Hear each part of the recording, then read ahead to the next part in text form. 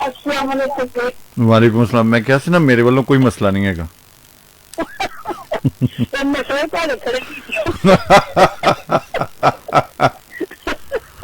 ਇਹ ਮਸਲੇ ਸਰ ਜੀ ਤੁਹਾਡੇ ਖੜੇ ਨੇ ਤਾਂ ਤਾਂ ਪਛਾਣ ਕਰ ਸਕਦੇ ਹਰ ਪ੍ਰੋਗਰਾਮ 'ਚ। मैं सौ वाली गल मैं यही चाहना है कि मसले ना ही खड़े होण, ये हासे खेडे जी सारी गल चलती रहे खुशबाश होके। ਤਾਂ ਦੀ ਕੋਸ਼ਿਸ਼ ਕਰਕੇ ਪਰ ਅਸੀਂ ਹਮੇ ਖੜੇ ਹੀ ਰਹਿ ਰਹੇ। अच्छा अच्छा चलो ये भी वैसे एक अच्छी है वे कि बंदा मुतहर्रिक रहता है, मसाइल होंगे ना जिंदगी विच, बंदा एक्टिव रहता है ना।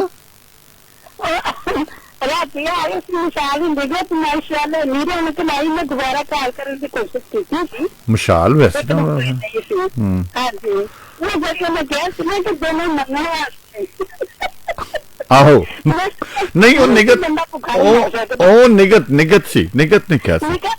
ਨਿਗਤ ਦੀ ਗੱਲ ਕਰ ਰਹੀ ਹਾਂ। हाँ ਰੌਣਕ ਲਾ ਸਕਦੇ निगत ਤੁਹਾਨੂੰ पता है, फिर निगत आ जाए तो उत्थे मेला लग जाता है।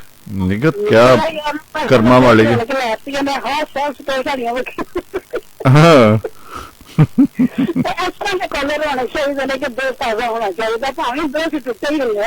हाँ हाँ हाँ हाँ हाँ बिल्कुल हाँ बड़ा अच्छा लगता है तो मिसाल आ गई तो आ गई माशा।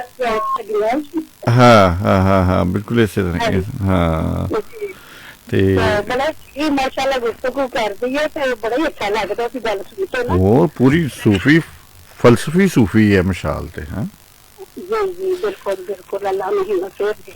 हाँ माशाल्लाह ਤੇ ਬਾਕੀ ਤੁਹਾਨੂੰ ਦੁਨੀਆ 'ਚ ਰਹਿਣ ਦੀ ਅਗਰ ਕੋਈ ਅਕਲ ਮਤ ਦੀ ਗੱਲ ਸਿੱਖਣੀ ਹੈ ਤੇ ਉਹ ਫਿਰ ਨਿਗਤ ਹੈ।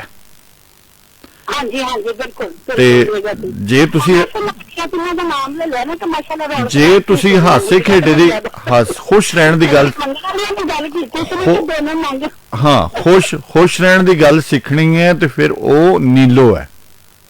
ਨਹੀਂ ਜੀ ਬਹੁਤ ਕੁਛ ਮਿਲਦਾ ਸਿੱਖਣ ਨੂੰ, ਸਿੱਖਿਆ ਤੇ ਹੁੰਦਾ ਲੇਕਿਨ ਇਹ ਕਿ ਬੰਦੇ ਦਾ ਜ਼ਿਹਨ ਕਿਤੇ ਨਾ ਕਿਤੇ ਹੁੰਦਾ, ਲੇਕਿਨ ਇਹ ਕਿ ਜਦੋਂ ਦੀਆਂ ਗੱਲਾਂ ਸੁਣੀਆਂ ਸਭ ਬੰਦਾ ਫਰੈਸ਼ ਹੋ ਜਾਂਦਾ।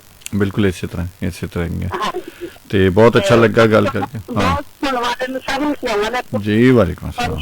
बहुत ज्यादा सब जी बहुत मेहरबानी। थैंक यू रब रखा जी। अल्लाह हाफिज।